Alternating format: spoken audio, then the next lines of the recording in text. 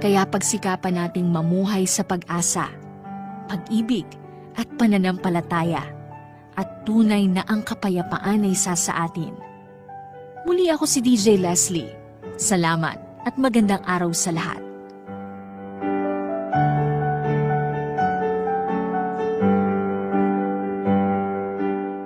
Dukha ay nagpapautang sa Panginoon at ang kanyang mabuting gawa ay babayaran sa kanya uli.